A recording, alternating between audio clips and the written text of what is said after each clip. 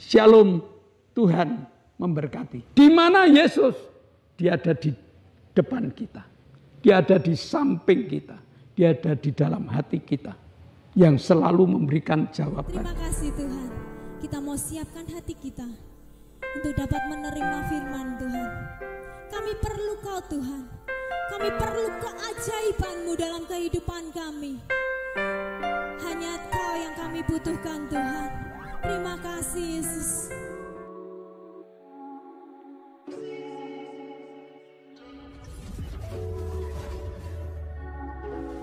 Shalom Bapak Ibu Saudara, selamat berjumpa di dalam ibadah online saat ini. Sebelum kita memuji memuliakan Allah, sebelum kita bersama bersyukur kepadanya, kita akan masuk dalam doa. Mari kita berdoa. Kami mengucap syukur padamu Bapa, Engkaulah kami yang mengasihi kami, Engkau jaga lindungi kami, bahkan Engkau memberkati kami. Bapa, kami akan bersama beribadah, memuji memuliakan nama-Mu. Kami mohon penyertaan-Mu, beri kami sukacita. Kami berdoa untuk para pelayan, Bapak pimpin berkati hamba-hamba-Mu. Pemimpin pujian Bapak urapi dengan roh puji-pujian. Persatukan dengan singer, musik untuk membawa kami sukacita, meninggikan Engkau, mengucap syukur buat kasih-Mu. Kami berdoa untuk jalannya firman Tuhan, berkati hamba-Mu, urapi hamba-Mu dengan roh kudus-Mu. Kuasai Bapak Sakaria untuk membawakan firman-Mu agar menjadi pelaku firman buat kami semua.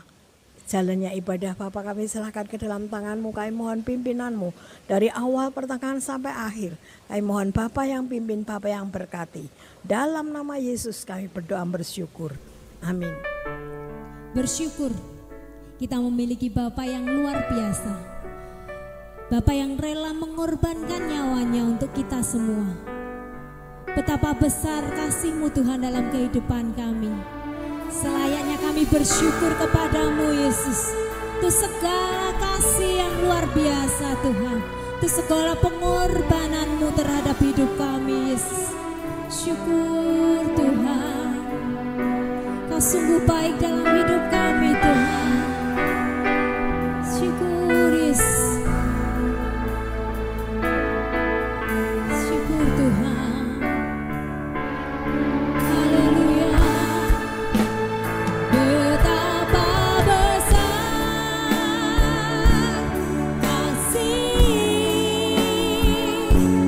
Pengampunanmu Tuhan.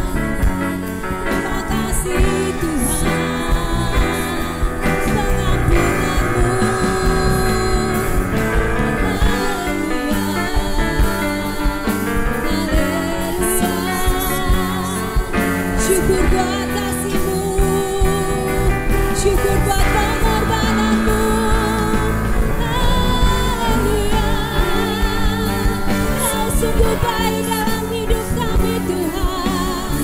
Kau lempar dosa kami, Kau layakkan kami, untuk kami dapat memuji-Mu, untuk kami dapat menyembah-Mu Tuhan. Syukur Tuhan, betapa besar kasih pengampunan-Mu Tuhan. Tak Kau pandang hina hati yang hancur.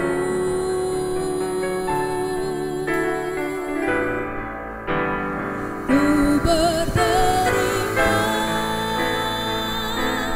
kasih kepadamu ya Tuhan. Pengampunan yang Kau beri, pulihkanku. Syukur Tuhan, terima kasih Tuhan. Pengampunan yang Kau beri, pulihkan kami semua Tuhan. Untuk kami dapat memuji-Mu, untuk kami dapat menyembah-Mu. Terima kasih Tuhan buat segala pengorbanan-Mu. Dalam nama Tuhan Yesus kami sudah berdoa dan mengucap syukur. Haleluya, amin. Shalom Bapak Ibu dan Saudara, masih bersama dengan kami. Kita mau memuji dan memuliakan nama Tuhan. Tak pernah kuragukan kasih setia-Mu dalam kehidupan kami Tuhan. Kau selalu ada, Kau selalu menemani di setiap perjalanan kehidupan kami. Terima kasih Yesus. Syukur. Haleluya.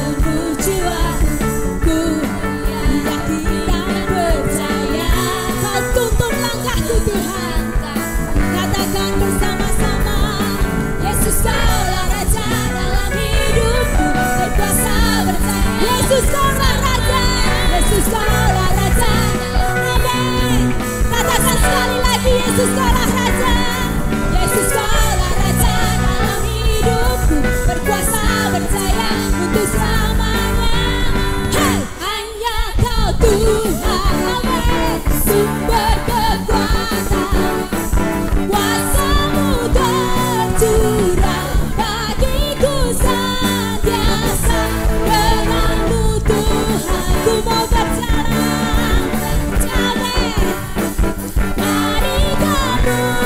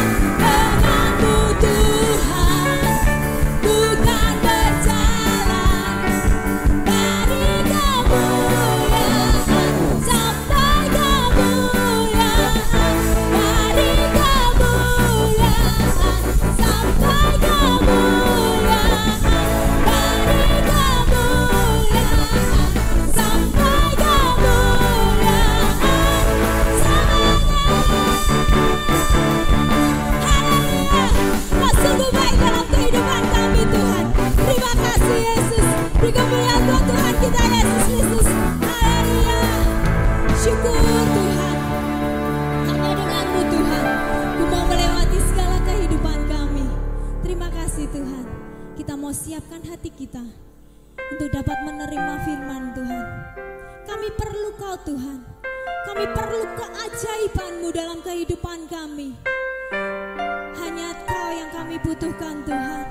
Terima kasih Yesus. Kami perlukan keajaiban-Mu. Kami butuhkan sentuhan tangan-Mu. Kami tak dapat jalan sendiri. Kami perlu Kau Tuhan.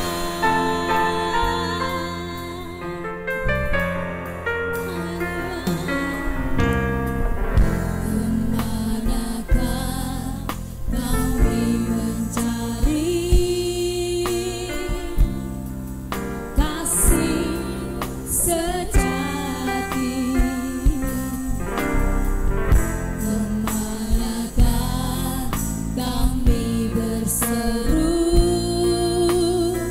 saat badai datang menderu? Yang kami tahu hanya Kau yang mampu pulihkan segala sesuatu. Kami perlukan keajaiban-Mu. Kami butuhkan sentuhan tangan-Mu. Kami tak dapat jalan sendiri Tuhan. Hanya kami perlu Kau Yesus. Tuhan, katakan kami perlukan keajaiban-Mu. Kami butuhkan sentuhan tangan-Mu Tuhan. Kami tak dapat jalan sendiri. Jalan sendiri. Kami perlu Kau Tuhan. Kami perlu Kau Tuhan. Kami perlu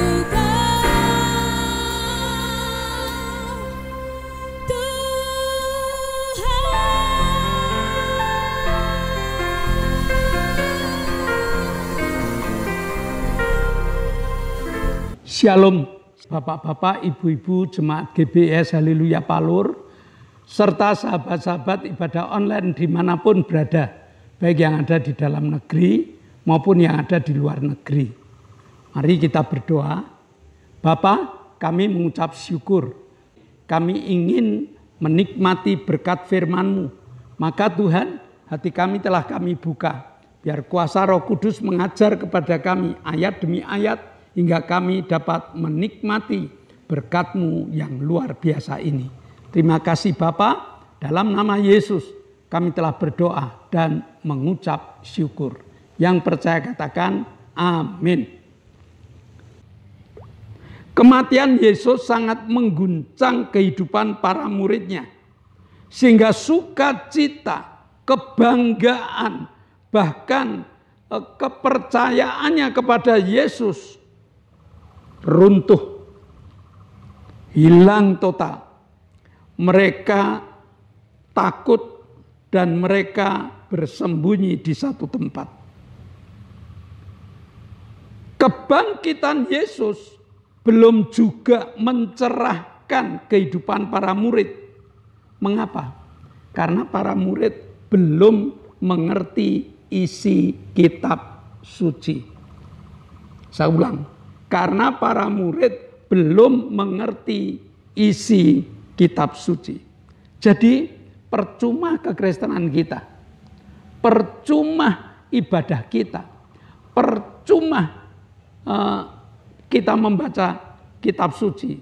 Kalau memang kitab suci itu hanya sekedar kita baca. Tidak kita pelajari. Yohanes 20 ayat 9. Sebab selama itu mereka belum mengerti isi kitab suci yang mengatakan bahwa ia harus bangkit dari antara orang mati. Nah, Maria Magdalena yang sampai ke kubur Yesus, yang melihat pintu kubur telah terbuka, dia merasa mayat Yesus hilang, dicuri oleh orang. Dia lari, dia ke tempat persembunyian para murid, dan para murid juga mengalami kebingungan. Dia mendengar bahwa mayat Tuhan diambil orang.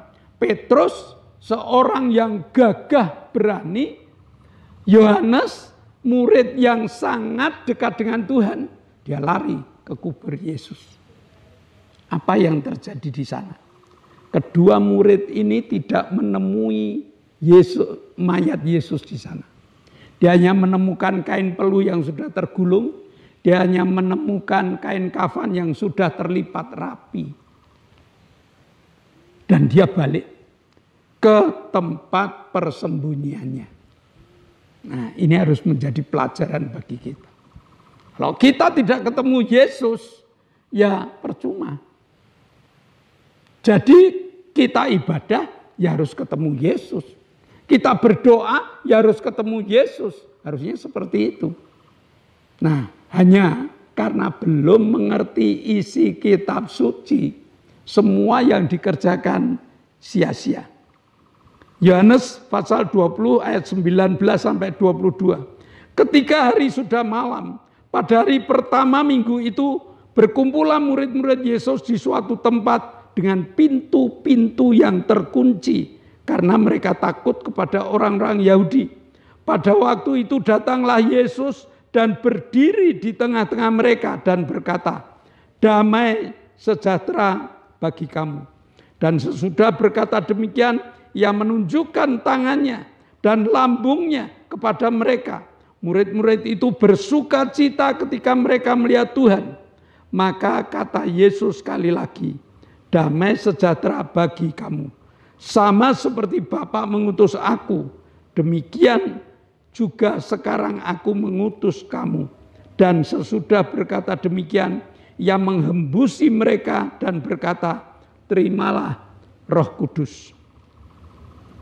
Kebangkitan Yesus ingin menghapuskan ketakutan yang ada di dalam kehidupan manusia. Luar biasa. Selain Yesus itu menebus dosa kita, ada fungsi yang sangat-sangat istimewa. Yaitu kebangkitan Yesus itu membuat ketakutan itu lenyap.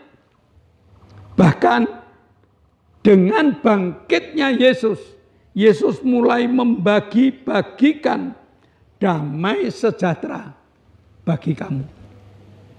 Nih, terimalah Roh Kudus. Jadi jemaat, mari kita sama-sama mengerti isi kitab suci. Bahwa kematian Yesus untuk menebus dosa kita. Kebangkitan Yesus untuk membuat kedukaan kita, ketakutan kita menjadi sukacita. Karena damai sejahtera sudah diberikan pada kita. Izinkan Roh Kudus ada di dalam hidup kita. Nah, mari kita lihat kehidupan para murid yang sudah diembusi Roh Kudus, yang sudah menerima damai sejahtera di dalam hidup mereka. Yesus yang dulu dia banggakan, Yesus yang selalu memberikan pertolongan kepada mereka, Yesus yang selalu berbuat baik kepada orang-orang yang dijumpainya, saat itu sudah tidak ada di sampingnya. Memori ini yang biasanya Yesus ada, tidak ada kekurangan. Yesus ada, tidak ada sakit penyakit yang tidak bisa disembuhkan. Tapi dia masih melihat bayangan Yesus di Kalvari, bayangan Yesus disalib, bayangan Yesus yang mati dibawa ke tempat kubur Yusuf Arimatea. Mereka takut. Jadi dia sudah ketemu Yesus, dia sudah diberi damai sejahtera, dia sudah diembusi, tetapi rasa takutnya ini belum hilang. Mengapa? Mereka belum mengerti isi kitab suci. Kalau mereka mengerti isi kitab suci yang kita baca tadi, memang Yesus harus bangkit. Yesus harus mati. Dan Yesus harus bangkit. Kitab suci mengatakan demikian. Kalau dia ngerti, ya dia tidak akan mengalami ketakutan. Oh iya ya, Yesus mati tapi nanti bangkit. Ada satu pengharapan yang besar. Tetapi karena mereka belum mengerti kitab suci, maka ketakutan menguasai kehidupan mereka. Jadi mengapa mereka hidup dalam ketakutan? Yang pertama, mereka belum mengerti isi kitab suci. Demikian juga kita. Jangan hanya sekedar membaca, tapi mari kita pelajari isi kitab suci yang menenangkan hati. Isi kitab suci yang menjadi sumber jawaban dari segala persoalan kita. Kalau kita sudah ngerti, ya enak aja. Ya, kesusahan boleh mampir di rumah kita. Sakit penyakit boleh mampir di dalam tubuh kita. Tetapi kalau kita ngerti kitab suci, ternyata Yesus masih ada. Di mana Yesus? Dia ada di depan kita. Dia ada di samping kita. Dia ada di dalam hati kita. Yang selalu memberikan jawaban. Nah, yang kedua, mengapa mereka itu masih takut? Karena mereka membaca atau mereka belajar kitab suci, tetapi belum sampai pada iman kepercayaan mereka. Baca tapi tidak percaya. Akibat baca tidak percaya apa? Yakobus 1 ayat 22. Tetapi hendaklah kamu menjadi pelaku firman dan bukan hanya pendengar saja. Sebab jika tidak demikian, kamu menipu dirimu sendiri. Setiap orang yang belajar kitab suci sampai mengerti, dia berani melakukan firman itu. Imannya tersentuh dengan kitab suci yang dimengerti, sehingga tidak ada ketakutan. Karena dia tahu kitab suci itu sudah ditandatangani oleh Yesus yang mengatakan semua sudah genap, semua nubuatan terjadi. Semua perkataan yang ada di dalam Alkitab ya dan amin. Sehingga kebangkitan Yesus harus menjadi kebanggaan bagi kita. Dan kebanggaan ini akan membuat kita hidup dalam kemenangan. Bukan hidup dalam ketakutan. Aku bangga kok. Punya Tuhan yang mati tetapi bangkit. Aku bangga. Dan kebangkitan itu untuk menemani aku di dalam firman-Nya. Maka mari kita mencontoh Daud yang selalu menerapkan firman Tuhan dalam hidupnya.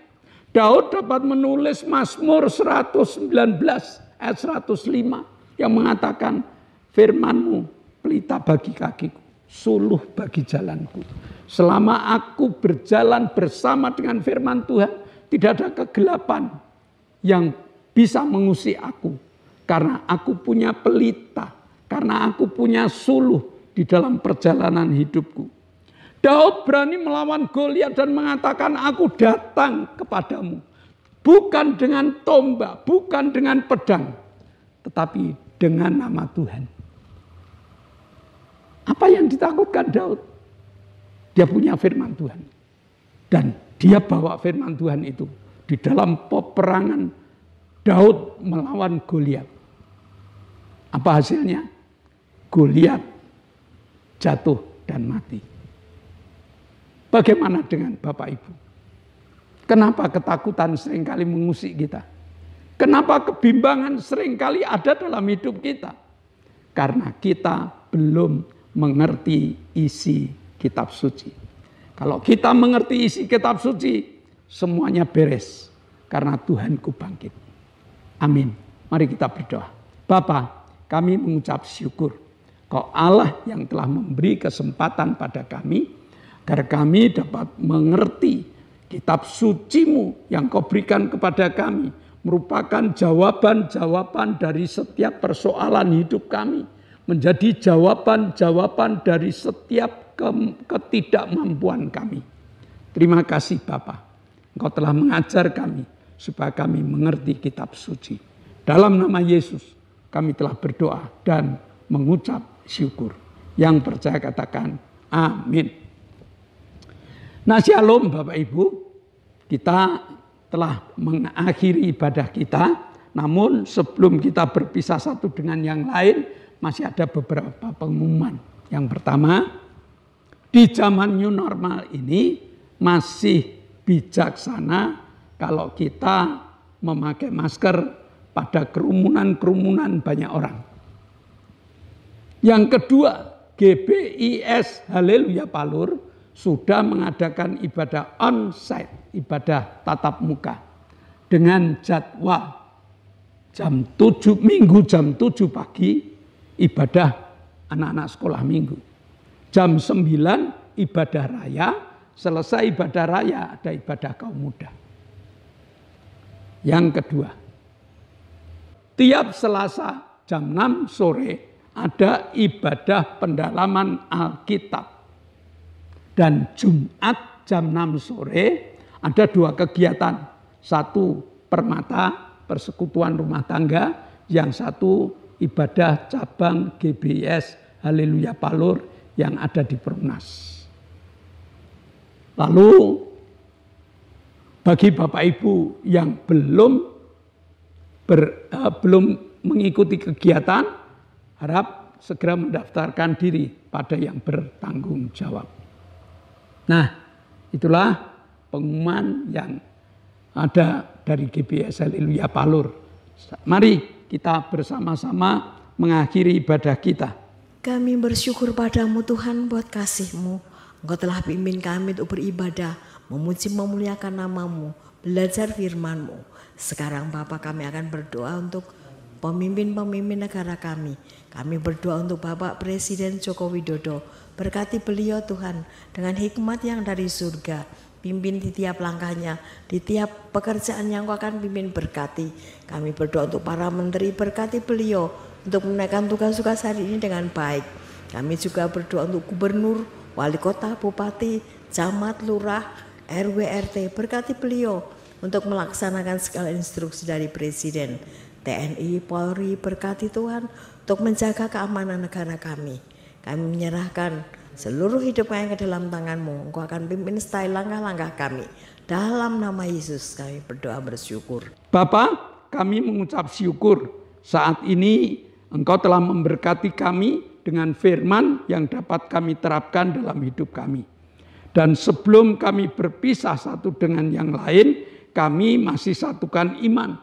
Berdoa untuk anak kami Octavianus Hendra Wijaya. Tidak jemu-jemunya kami mohon belas kasihan jamah Octavianus Hendra Wijaya. Supaya Octavianus dapat berdiri, dapat berjalan, dapat berbicara lancar untuk bersaksi tentang kebaikan. Terima kasih Bapak. Kami juga berdoa untuk Arin yang tumornya telah Kau ambil dan tulang-tulangnya Engkau berikan kekuatan agar dapat berdiri dan berjalan. Kami juga berdoa untuk ibu kita yang kaki-kakinya sakit, Tuhan jamah dengan kesehatan yang sempurna. Kami berdoa untuk Pak Petrus Sutrisno, jamah Tuhan supaya Pak Tris sembuh dapat beribadah bersama dengan kami. Kami bersyukur Kau telah jamah Pak Gito, Kau telah jamah Lili, Kau telah jamah Ibu Bambang, Kau telah jamah Pak Hadi, Engkau telah jamah Pak Isa, Engkau telah jamah Pak Min. Mereka telah Kau beri kesembuhan. Beri kekuatan Tuhan. Agar dengan kekuatan baru mereka terus bersaksi hebatnya Yesus yang ada di dalam hidupnya. Terima kasih. Sebentar kami akan berpisah satu dengan yang lain. Kami percaya Kau telah membuka tingkap-tingkap langit-Mu dan mencurahkan segala berkat. Terimalah berkat untuk rumah tanggamu, untuk usaha pekerjaanmu, untuk rancangan-rancangan hidupmu. Berkat jasmani, berkat rohani terus mengalir dan mengalir limpah. Sampai setiap orang pun akan mengatakan engkau diberkati. Dan jika kita berpisah satu dengan yang lain, bawalah berkat dari Allah Bapa, cinta kemurahan dari Tuhan Yesus Kristus, serta persekutuan Roh Kudus menyertai engkau mulai hari ini sampai Maranatha. Tuhan Yesus datang yang kedua kali. Yang percaya katakan amin. Shalom. Tuhan memberkati.